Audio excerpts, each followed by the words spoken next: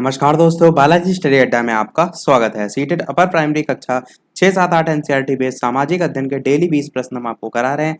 इससे पहले हमने देखा था इसका पार्ट नंबर 60, जो कि आपको पिछला वाला वीडियो साइड में आई बटन में वीडियो मिल जाएगा। आज हम देखेंगे इसका पार्ट नंबर जो है वो 61, और ये वीडियो हम देखते हैं डेली दोपहर 3 बजे, तो आप लाइव आकर भी ये वीडियो देख सकते हैं। तो चलिए शुरू करते हैं अब अपने इस वीडियो के प्रश्न। तो सबसे पहले बात कर लेते हैं पिछले वाले वीडियो में जो मैंने प्रश्न पूछा था उसके सही उत्तर की।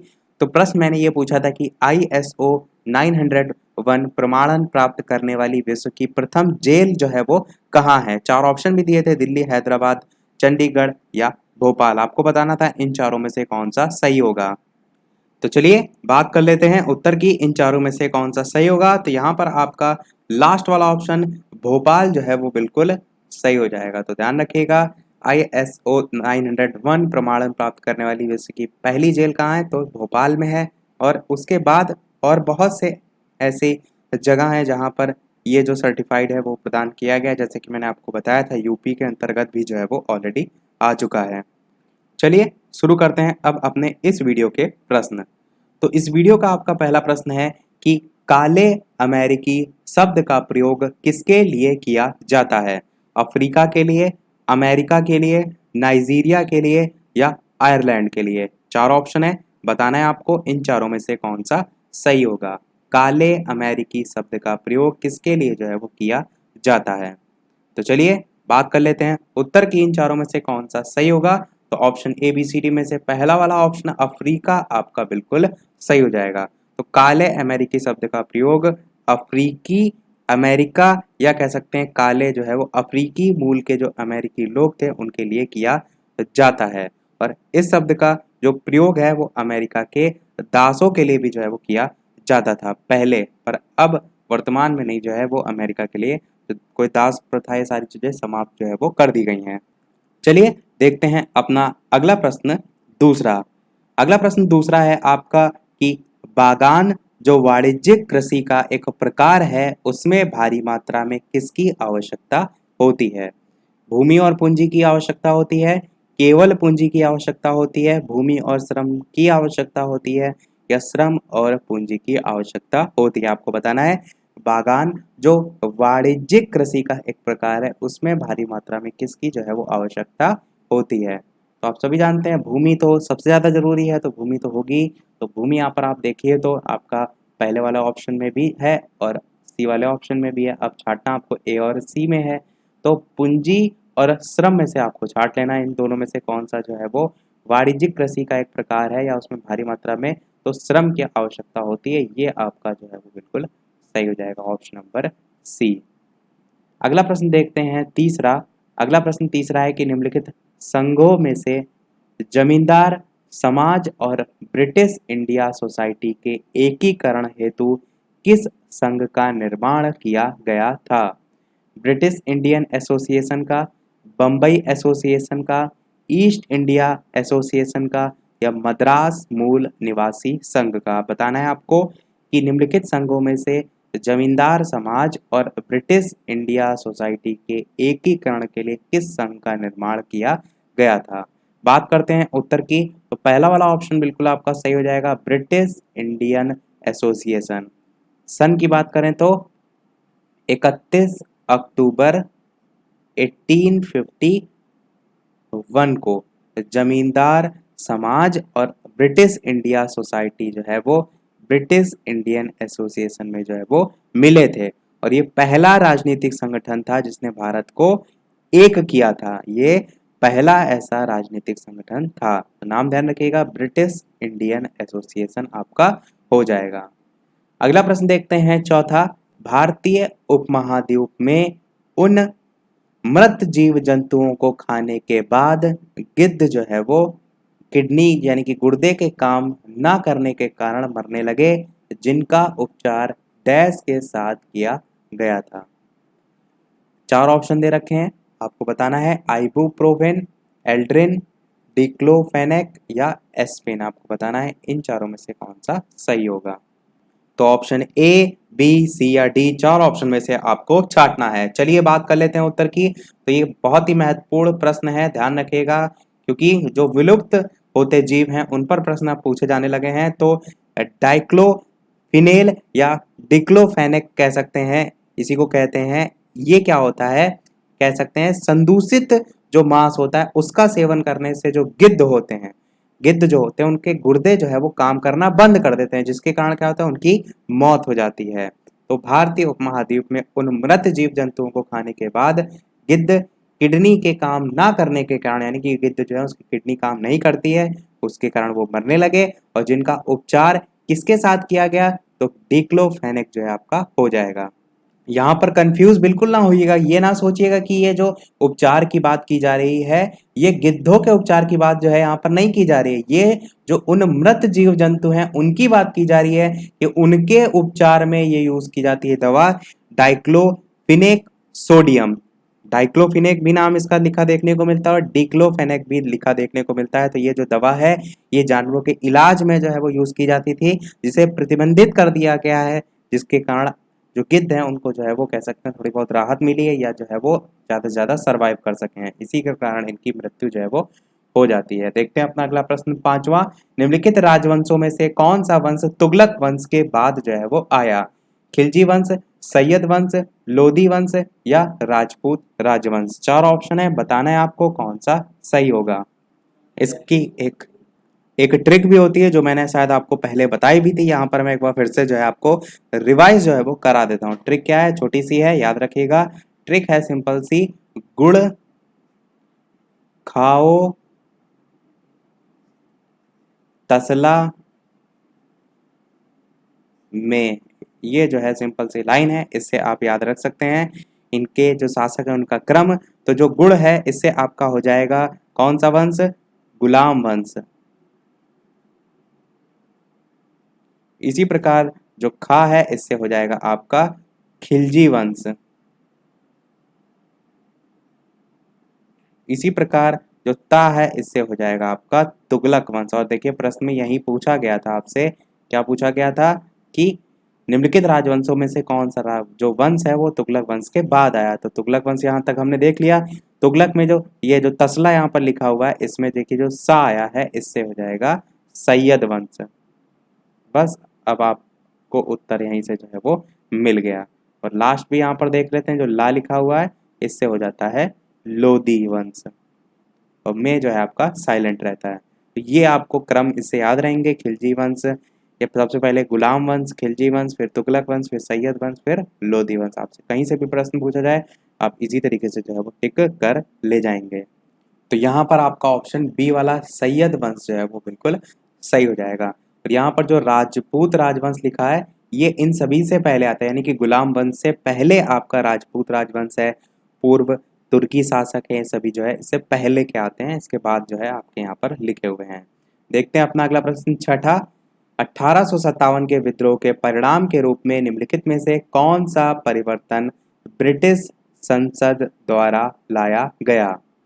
चार ऑप्शन है, आपको बताना है कि कौन सा परिवर्तन ब्रिटिश संसद द्वारा लाया गया 1857 के विद्रोह के परिणाम के रूप में।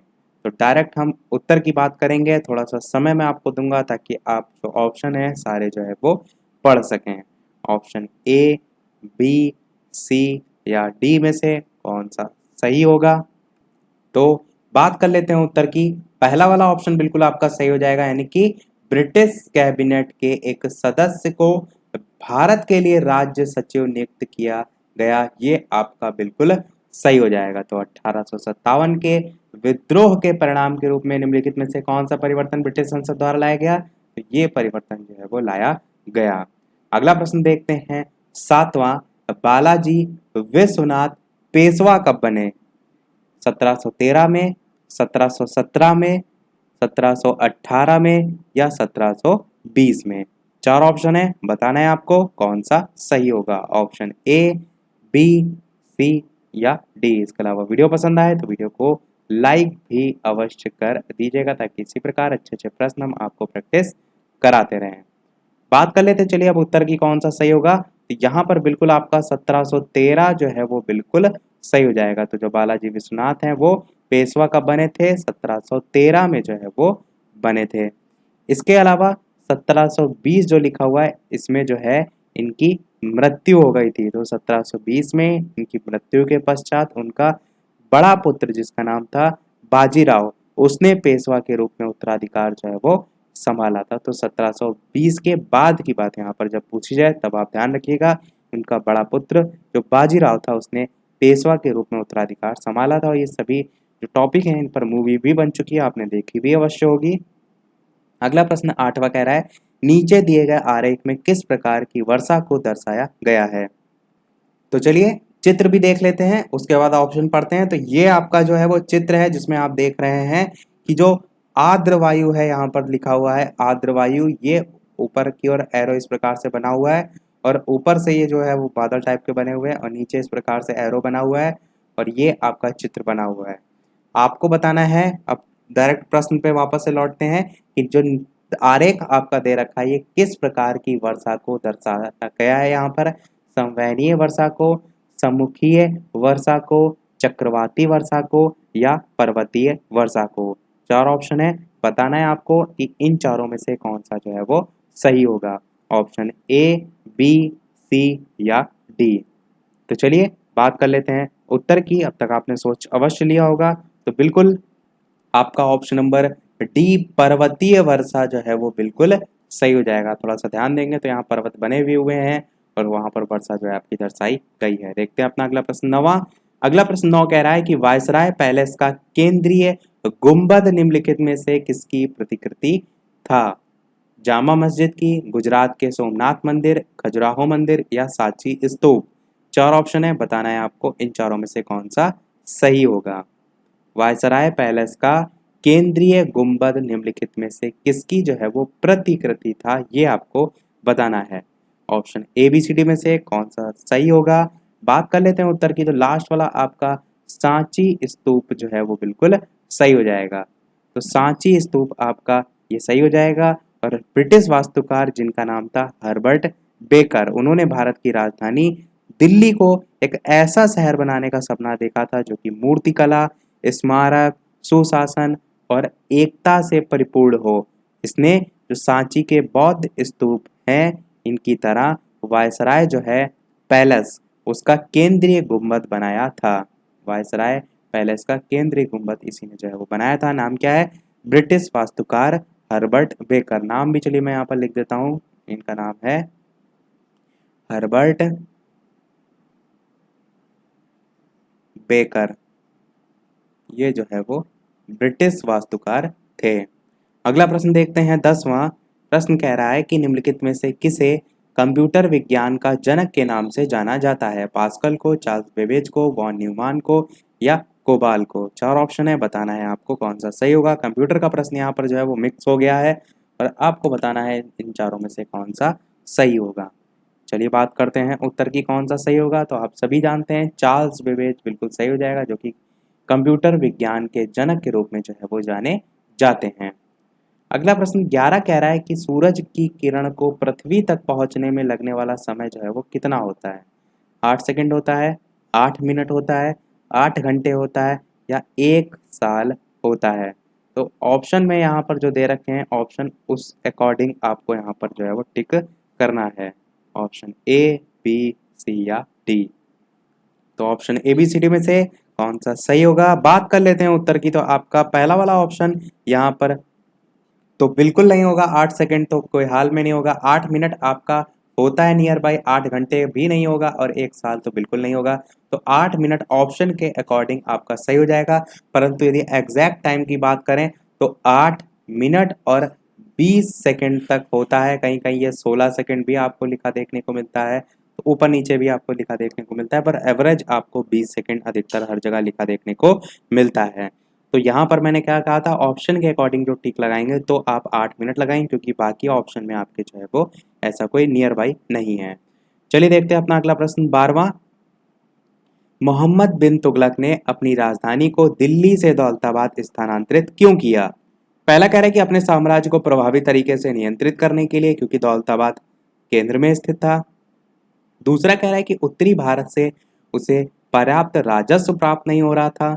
तीसरा कह रहा है कि मंगोलों से बचने के लिए, और चौथा कह रहा है दक्षिणी शासकों को दंडित करने के लिए। बताना है आपको कि इन चारों में से कौन सा सही होगा। ऑप्शन ए, बी, सी या डी। चार ऑप्शन दे रखे हैं, आपको छांटना है इन चारों में से कौन सा सही होगा। चलिए बात कर लेते हैं उत्तर की। तो पहला वाला ऑप्शन आपका बिल्कुल सही हो जाएगा, अपने साम्राज्य को प्रभावी तरीके से नियंत्रित करने के लिए, क्योंकि दौलताबाद जो है वो केंद्र में जो है वो स्थित था। दौलताबाद की यदि बात करें तो जो दौलताबाद है वो आपका महाराष्ट्र का एक नगर है। कहाँ का? महाराष्ट्र का जो है वो एक नगर है। और इसका प्राचीन नाम क्या था? इसका प्राचीन नाम जो है वो देवगिरी जो है वो था। इसका प्राचीन नाम देवगिरी था। और मोहम्मद बिन तुगलक की राजधानी है तो मैंने प्रश्न में ही आपको बता दिया। उसके साथ साथ किस जिले में आता है? तो औरंगाबाद जिले में जो है वो स्थित है। अब बात करते हैं जो ऑप्शन में दे रखा था उसके बारे में। तो ये जो शहर था वो हमेशा शक्तिशाली जो बादशाह थे उसके लिए बहुत ज्यादा आकर्षण का केंद्र साबित होता था। क्यों? क्योंकि जो दौलताबाद था, एक तो सामरिक स्थिति बहुत ही उसकी महत्वपूर्ण थी, उत्तर और दक्षिण भारत के एकदम मध्य में पड़ता था, यहाँ से पूरे भारत पर शासन किया जा सकता था। इसी कारणवश जो बादशाह मोहम्मद बिन तुगलक था इसने भी अपनी राजधानी जो है वो बनाया था। चलिए देखते हैं अपना अगला प्रश्न 13वां। अगला प्रश्न 13 कह रहा है ईस्ट इंडिया कंपनी ने 1651 में बंगाल में हुगली नदी के किनारे फैक्ट्री स्थापित की।